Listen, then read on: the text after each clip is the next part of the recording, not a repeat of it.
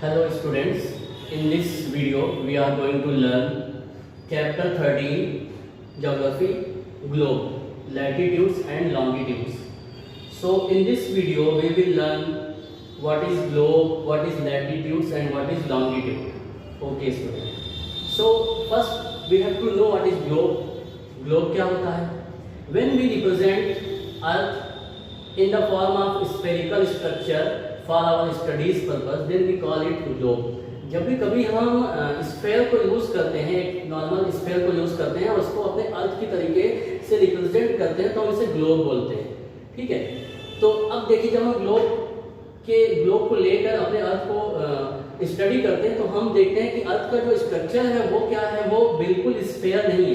जबकि हम ग्लोब बनाते हैं तो नॉर्मली हम एक स्फेयर को यूज करते हैं, लेकिन एक्चुअल में हमारा जो अर्थ है वो स्फेयर बिल्कुल एकदम स्फेयर के तरीके नहीं है.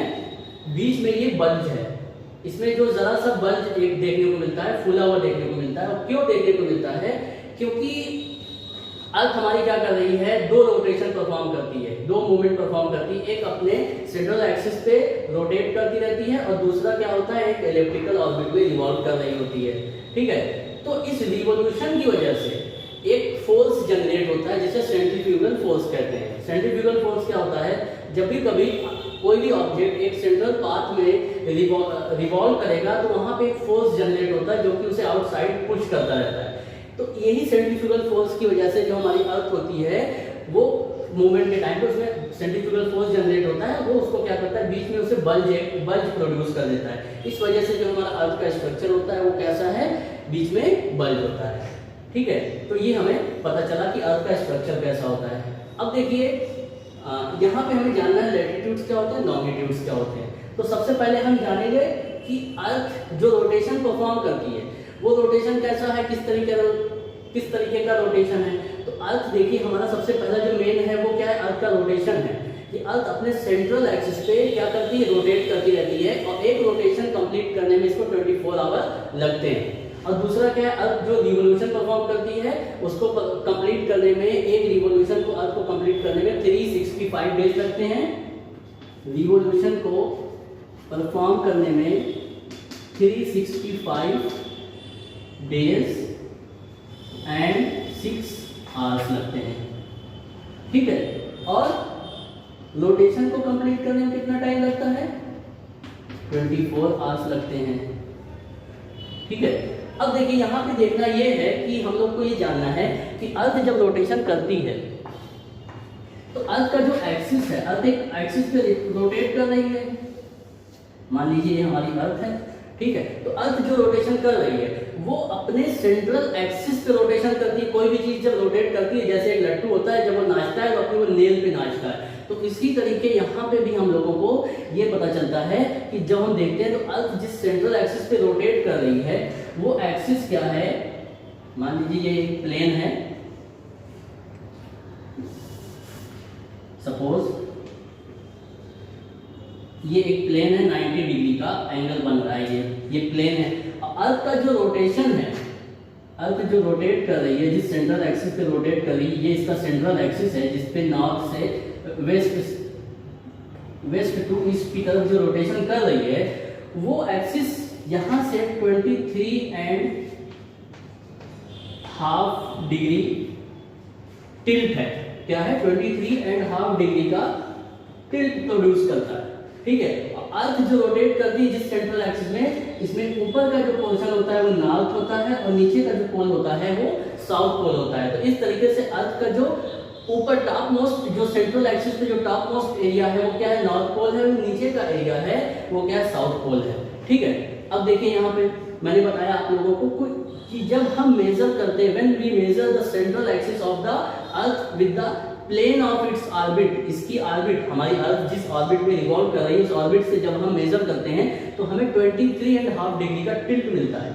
यही टिल्ट जो है सीजन्स, क्लाइमेट, वेदर प्रोड्यूस करता है और इसी सीजन्स की वजह से अलग अलग लोकेशन पे अलग अलग वेजिटेशन हमें देखने को मिलते हैं. तो ये टिल्ट ही है जो बताता है कि अलग अलग लोकेशन पे अलग अलग वेदर होते हैं और डे टाइम और नाइट टाइम, जो अलग अलग टाइम पे जो डे टाइम और नाइट टाइम अलग होता है. जैसे विंटर्स में हमारा डे टाइम छोटा हो जाता है, समर में डे टाइम बड़ा हो जाता है, ठीक है। या आप लोग कहते हैं कि नॉर्थ पोल और साउथ पोल में 6 महीने का दिन होता है, 6 महीने की रात होती है, तो ये सारी चीजें जो ये 23 डिग्री टिल्ट जो है इसी की वजह से होता है, ठीक है। चलिए, now we have to learn what is latitude. अब हमें लैटिट्यूड समझना है। देखिए, लैटिट्यूड क्या होता है, हम क्या करते हैं, अर्थ जो हमारा अर्थ है इसको हम सेंट्रल पार्ट से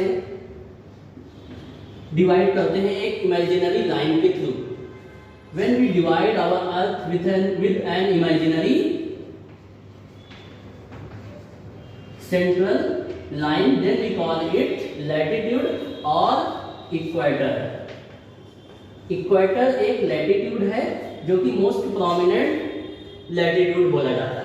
the most prominent latitude is equator. ये क्या करता है, हमारे अर्थ को 2 इक्वल पार्ट में डिवाइड करता है। ऊपर के पोर्शन को हम लोग बोलते हैं नॉर्दर्न हेमिस्फीयर,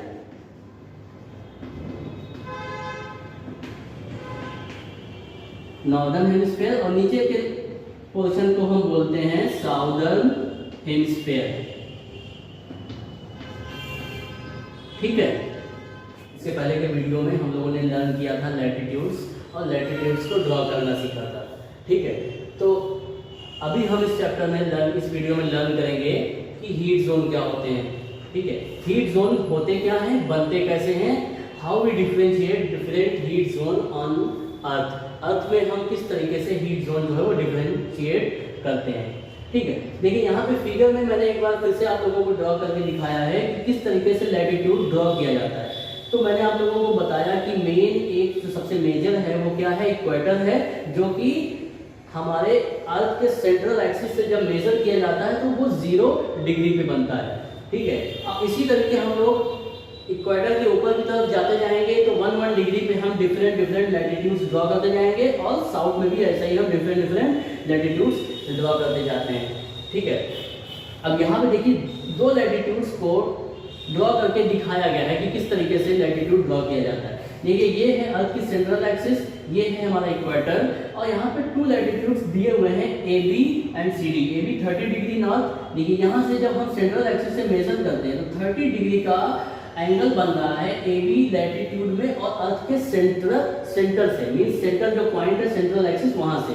इसी तरीके CD जो है वो भी 30 डिग्री का लैटिट्यूड बना रहा है, ठीक है, तो एंगल बनाता है। तो देखिए 30 डिग्री सेम है, तो यहाँ पे जो ऊपर वाला होगा वो 30 डिग्री नॉर्थ होगा, और जो दूसरा जो नीचे की साइड में है वो 30 डिग्री साउथ होगा, CD बोला जाएगा। तो इसी तरीके सेम नंबर ऑफ लैटिट्यूड ऊपर भी ड्रॉ होंगे और सेम नंबर ऑफ लैटिट्यूड नीचे भी ड्रॉ होगा। अब देखिए, कुछ और प्रोमिनेंट लैटिट्यूड होते हैं, ठीक है। फिगर के थ्रू हम लोग समझेंगे। हमारा हो गया इक्वेटर, ठीक है, और कुछ प्रोमिनेंट लैटिट्यूड और है। एक तो हमारा इक्वेटर है, इसके अलावा हमारा एक है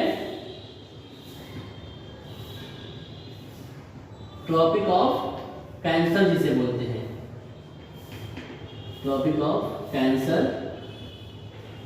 और दूसरा है ट्रॉपिक ऑफ कैप्रिकॉर्न।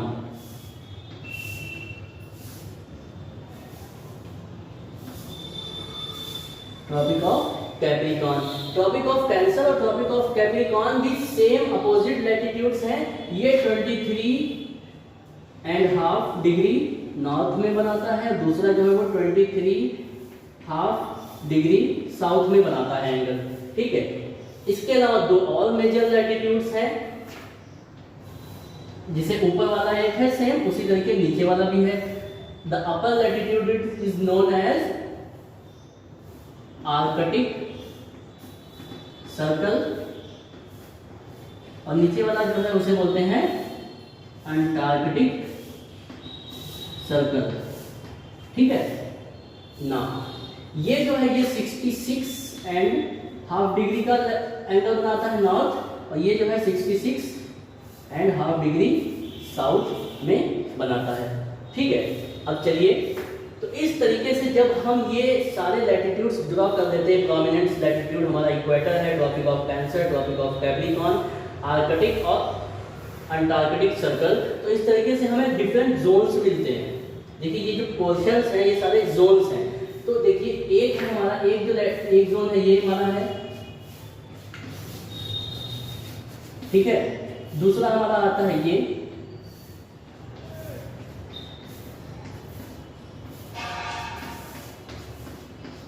ठीक है। और थर्ड वन इज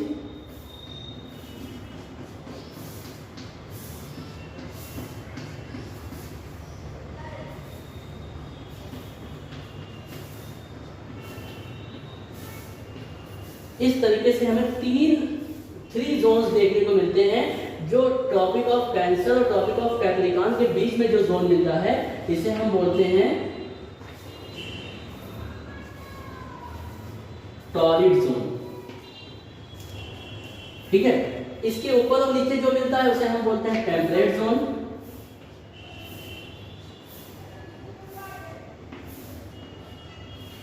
और जो एकदम साउथ और नॉर्थ पोल पे मिलता है ये होता है फ्रिजिड जोन।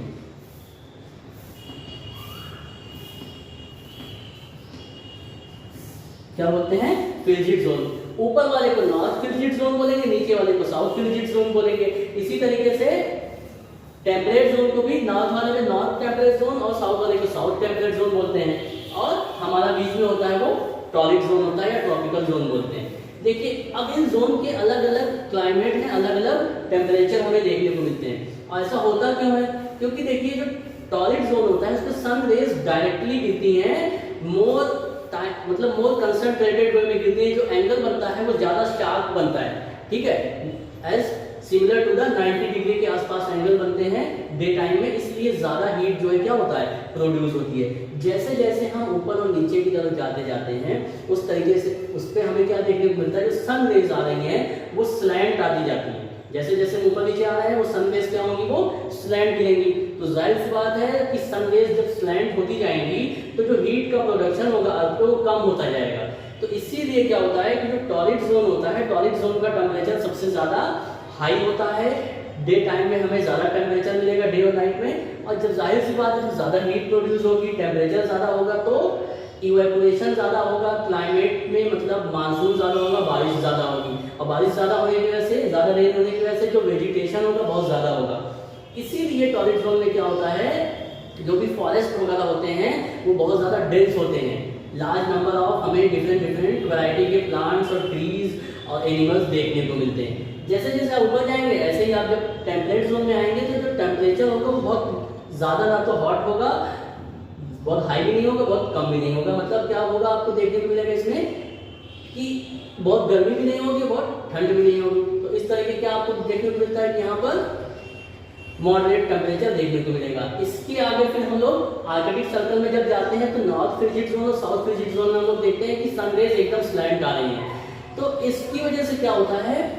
बहुत ज्यादा स्लैंट होने की वजह से क्या होता है?